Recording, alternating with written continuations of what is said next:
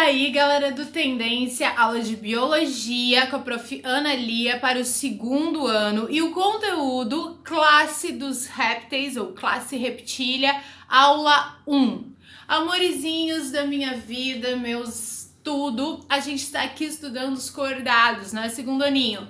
E aí a gente já viu tudo sobre anfíbios, tudo sobre peixes, tudo sobre os cordados mais primitivos. E agora a gente vai entrar nos répteis, esses animais tão fofinhos, tão coisa linda, e que alguns têm muito medo, e outros têm respeito. Tem que ter medo e respeito, né, deles, respeito pelo menos, porque são animais que aí apresentam algumas características bem importantes. O que a gente está fazendo? Acompanhando nos dois slides, do fundo preto e fundo branco. No fundo branco a gente vai dar uma boa passeada, porque tem muita informação importante, e no fundo preto tem esse resumo aqui do que são eles. A gente vai falar um pouquinho e já vamos lá para o outro slide mais completo. Então, quais são os exemplos clássicos? Cobras, lagartos, jacarés, tartarugas,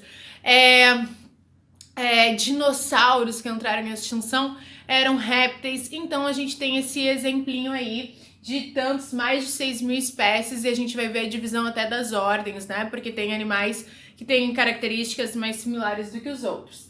O corpo é coberto por escamas, meus amores. Todo mundo sabe que se tu pensa num crocodilo, aqui a gente tá vendo um jabuti, a gente pensa numa cobra, a gente já imagina essa textura na pele. E essa textura é devido a essas escamas, é uma camada que a gente chama uma camada córnea, ok? Eles têm muita queratina. Nós também temos muita queratina no nosso cabelo, queratina nas nossas unhas, queratina na nossa pele como proteção. Só que eles têm uma concentração nessa pele bem maior, uma concentração bem maior de queratina, o que faz com que eles consigam resistir a ambientes muito secos e desérticos que a gente já vai ver.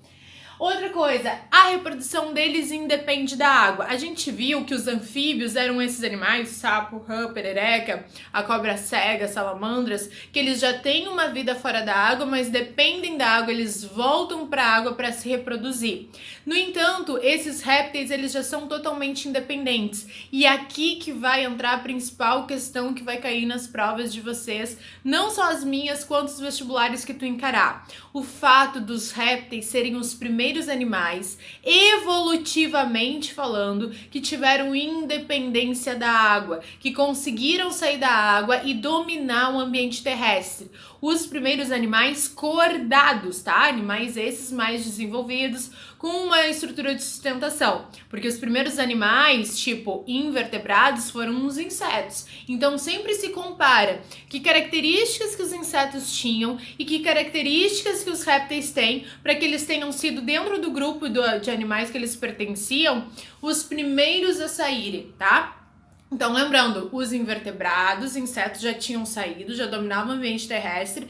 Depois os cordados, eles surgiram na água, ok? Aí os peixes permaneceram na água, porém alguns se transformaram em anfíbios. Esses anfíbios, eles permaneciam na água para reprodução e durante a fase larvária. E aí, alguns se mantiveram anfíbios e outros originaram os répteis, que esses sim tinham independência completa da água pelas características que a gente vai ver, ok?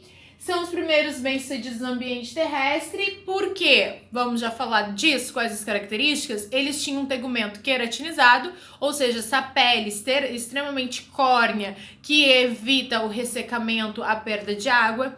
Que mais que eles têm de especial? Eles têm a capacidade de ter ovos com casca, então esses ovos com casca permitem que eles não tenham ressecamento dos filhotes, lembrando que os anfíbios põem ovos, mas são ovos que precisam de hidratação, ovos que se desenvolvem na água, e já eles têm ovos com casca.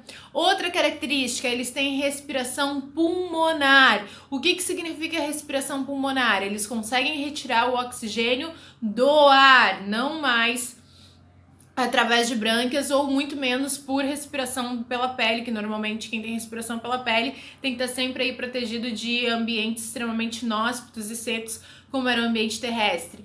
Outra característica, fecundação interna, eles já vão possuir um pênis e vai ter cópula, então a cobra, a tartaruga, o jacaré, todos eles têm pênis e fecundação interna, ok? O que permite que o sêmen entre diretamente no interior da fêmea. E não, porque a gente sabe, por exemplo, o sêmen humano, se tem uma gotinha de sêmen em contato com o oxigênio, os espermatozoides desse sêmen vivem 30 segundos. Então, qualquer sêmen que é colocado em contato com o ambiente externo, se não no interior do corpo da fêmea, ou na água, no caso, né, dos animais aquáticos, ele seria rapidamente desidratado e perderia a viabilidade. Então eles já têm um órgão de cópula. E sem falar que agora eles não liberam mais amônia, que era altamente tóxico na sua excreção. Eles vão liberar outros compostos nitrogenados que não são tão tóxicos assim e que aí faz com que eles não tenham que perder água para eliminar a sua excreta, ok? Que é o ácido úrico, que a gente já vai falar direitinho e bonitinho nos próximos slides. Mas essas características que, se tu não pegou, volta o vídeo, anota de novo, são as questões principais que fazem dos répteis esses primeiros cordados a terem independência da água. Dito isso, vamos sair daqui e vamos pro fundo branco? Vamos, Ana Lia! Eu estou super animada para isso. Como a gente faz tudo aqui ao vivo, contigo, vamos fechar esse aqui. E aqui já está um pouquinho adiantado o fundo branco. Ana Lia, a gente vai falar sobre cobras? Vamos falar sobre cobras. Tu fica tranquilinho. Olha aqui, ó. Vamos começar desde o inicinho aqui, ó. Pra eu ter certeza que eu estou enxergando a setinha. Onde está a minha setinha? Sei. Pim. Então, meus amores, vamos lá. A classe dos répteis ou reptília, tá? São vertebrados, heterotérmicos. Então, até agora, todos que a gente viu são chamados de heterotérmicos ou psilotérmicos, o que significa que a temperatura do corpo varia conforme a temperatura do meio ambiente. Ou seja, se tá sol, eles estão com calor, eles estão com metabolismo... Calor não, tem a função de calor e frio. Se está sol, o metabolismo deles está aquecido, está ativo. Se está frio, o metabolismo está mais desacelerado, porque está funcionando aquela temperatura. Por isso, meu amor, que é muito comum aquela expressão, o que tu estás aí lagarteando? O que o lagarto, o jacaré, o crocodilo, a própria cobra, eles fazem? Quando eles têm a oportunidade, eles vão tomar um banho de sol, para que aquecer o seu metabolismo e ajudar na digestão, ajudar na reprodução, ajudar na caça, no estímulo das suas células para se sentirem ativos para ir caçar outros alimentos. Então, por isso que quando a gente está fazendo uma trilha, é tão comum se deparar com uma cobra, porque a cobra quase sempre vai, assim como o lagarto, assim como todos os demais répteis, vai querer procurar aquela frestinha de luz que às vezes tem na trilha para dissolar, para se aquecer e o metabolismo funcionar, ok? Por isso que os crocodilos, jacarés ficam lá tomando aquele seu bom e gostoso banho de sol para ativar o seu metabolismo e fazer ele funcionar bem, ok? E por isso que nas estações mais quentes existe maior atividade desses animais. Primeiros animais a conquistar o ambiente terrestre, isso a gente já viu, já discutiu um pouquinho. Essa questão da circulação, a gente vai ver todos os tipos de circulação ao final, vai comparar os peixes, anfíbios, répteis, aves e mamíferos, então a gente vai pular. Mas o que é importante é que tem o tubo digestivo completo, ou seja, começa na boca e tem um término. Só que no caso deles, assim como nos anfíbios, o término é na cloaca. A cloaca vai ser esse local que vai ser, além da saída das fezes, vai ser a saída do ovo, né, na fêmea, e o local de fecundação onde o macho vai penetrar, ok? Assim, os anfíbios, os répteis e as aves possuem cloaca. A circulação é fechada, duplo incompleto, isso aí a gente vai ver depois, como eu te falei. Respiração pulmonar, a excreção é ácido úrico, a maioria. Esse ácido úrico não é tão tóxico como a amônia, eu falei pra vocês. E ele, por não ser tão tóxico, ele não precisa ser diluído em água. A nossa excreção é a ureia, para vocês terem uma noção. A ureia, meus amores, presta atenção. A ureia, meus amorizinhos, ele é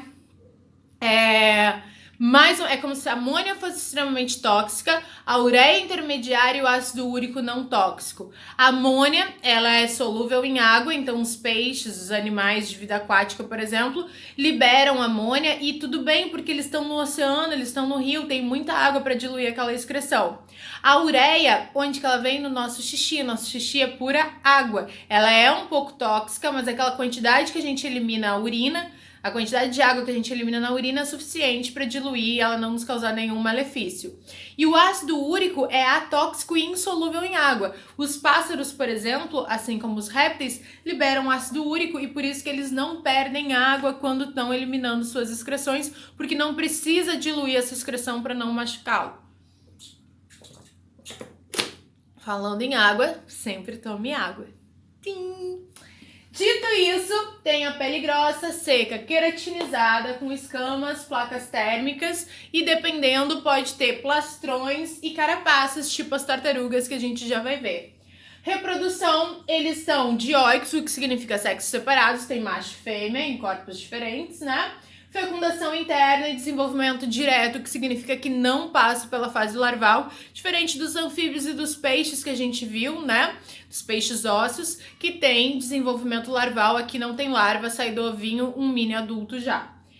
E aqui são as características do ovo, que é a miniota, Allantoidianus com ovo, né? O que é importante é ovo com casca, ovo terrestre, tá? Então pensa na tartaruga marinha que vive no mar, ela vai e é muito triste, gente, a gente vai falar das tartarugas. É muito triste ver reportagens de tartarugas, porque as tartaruguinhas, quando tem presença de pescadores em locais indevidos, elas morrem afogadas, presas nas redes dos pescadores, tá? Uma vez eu vi uma reportagem muito triste que foram achadas várias tartarugas mortas por conta da presença de pesca, de pesca ilegal e de redes em local inapropriado. Então elas têm uma alta capacidade de prender a respiração e ficar por muito tempo embaixo d'água, mas elas sempre têm que vir para a superfície para respirar. E mesmo que elas tenham que subir, né, para respirar, por isso que no mergulho é muito fácil de vê-las, porque elas estão sempre próximas da superfície, ou até quando tu tá mergulhando no mar, surfando ou andando de barco, mas ainda assim, mesmo que elas vivam na água, elas sempre têm que sair para colocar os seus ovos. É muito comum a gente ver as tartarugas saindo das praias, saindo da água, indo para as praias para enterrar os seus ovos lá. Então a gente lembra que todos os ovos são terrestres, mesmo aqueles que vivem na água, ok? E aí a gente vai entrar no próximo videozinho na classificação quais são esses animaizinhos, onde eles vivem, e fica aqui comigo que a gente vai aprender muito mais. Não é interessante? Eu acho muito interessante. Agora quando tu mergulhar, tu vai ver uma tartaruga e tu vai saber classificá-la.